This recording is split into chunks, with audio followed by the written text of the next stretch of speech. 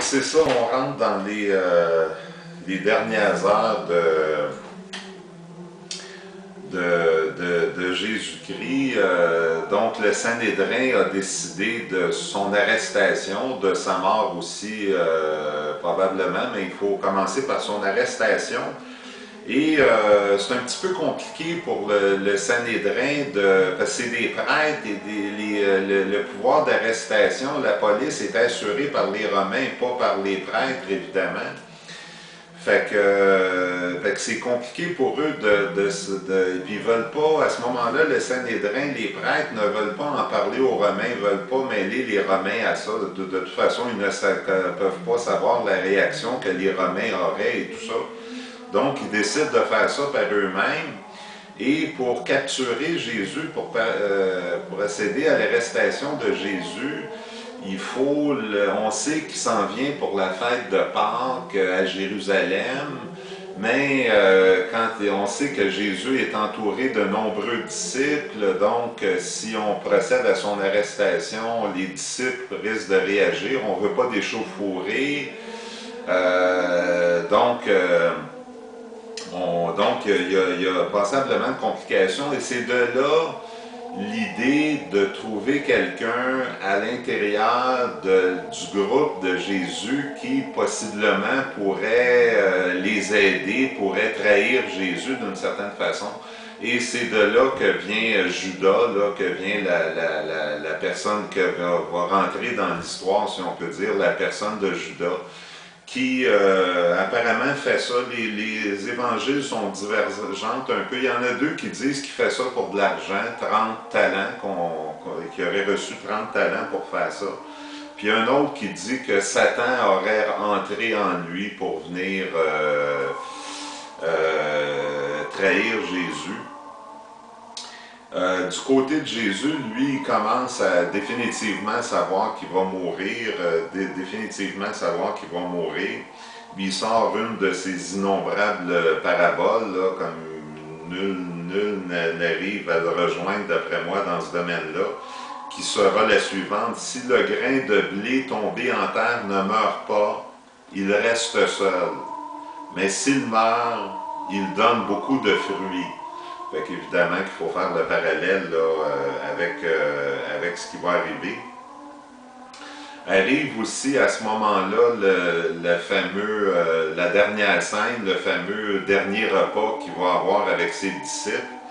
Et c'est dans des circonstances, c'est un peu incroyable de lire ça parce qu'on sait l'impact phénoménal que ça a eu dans l'histoire de la chrétienté, les messes, l'Eucharistie, ceci est mon corps, ceci est mon sang, et de voir que les circonstances toutes simples dans lesquelles ça s'est produit, c'est étrange un peu de lire ça. C'est-à-dire qu'on est à la veille de Pâques, et on doit donc, il y a selon la tradition, le repas pascal, et on doit consommer l'agneau qu'on a fait immoler au temple de Jérusalem dans l'après-midi. On doit consommer cet agneau-là qui a été sacrifié dans l'après-midi. Donc, on se retrouve chez c'est Jésus qui dit que suivez quelqu'un avec une cruche. Et cette personne-là, quand vous la verrez rentrer dans une maison, demandez au propriétaire si c'est prêt. Il a l'air d'avoir tout, ça a l'air être, il y a peut-être un peu de surnaturel là-dedans, là, pas trop, mais quand même un peu.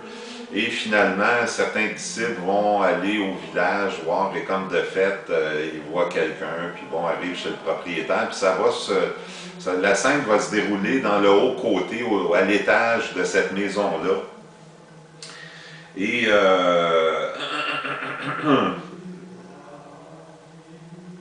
et là, Jésus pose encore un geste. Il va laver les pieds de Pierre. Pierre encore pour montrer que lui, tout Dieu soit-il, si on le prend pour un Dieu, est au service, est à l'aide est là pour servir ses fidèles, là, pas le contraire. Là. il lave les pieds de Pierre. Pierre se demande qu'est-ce qu'il fait. On voit encore à ce moment-là, et plus, pas encore, mais on voit très clairement que les disciples ont beaucoup de difficultés avec cette période-là, là, avec ses enseignements, avec cette période-là. Il est encore l'objet de rejet, même par ses propres disciples. C'est incroyable.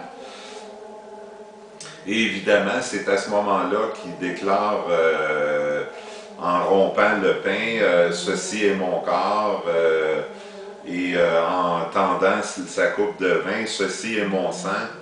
Puis les paroles sont importantes. Cette coupe est la nouvelle alliance en mon sang. La nouvelle alliance, alliance c'est un grand mot, là. C'est l'alliance de Moïse avec le peuple juif là, au mont Sinaï, un des plus grands moments de l'histoire du judaïsme là, qui s'en va remettre en question, si on peut dire, en annonçant une nouvelle alliance, l'alliance de lui-même à travers son sang et son vin, des nouvelles règles finalement, une nouvelle religion carrément.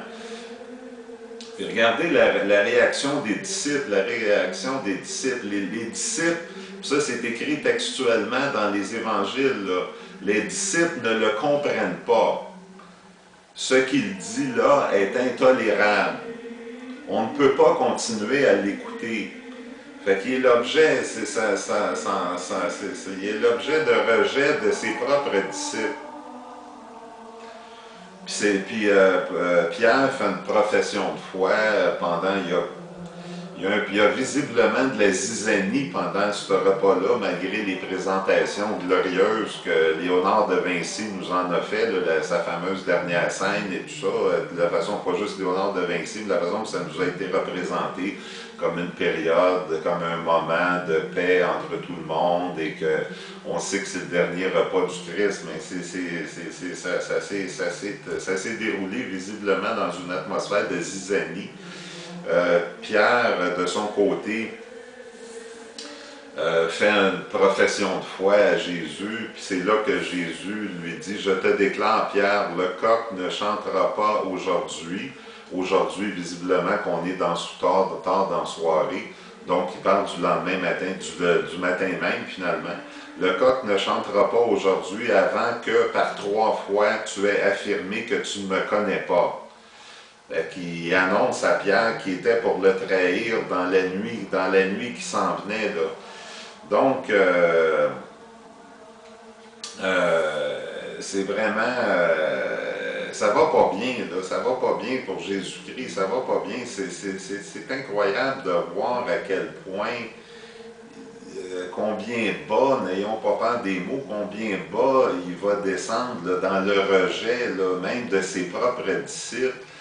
Et de voir que c'est seulement qu'après sa mort qu'on va se réveiller puis qu'on va donner foi à tout cet enseignement, mais au moment où ça se produisait, s'il y a une personne au monde qui est décédée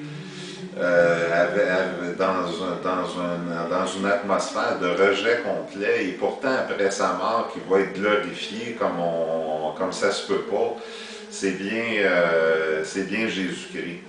Fait que lors de la prochaine présentation, on verra son arrestation comme telle et encore une fois les dernières heures avant sa crucifixion.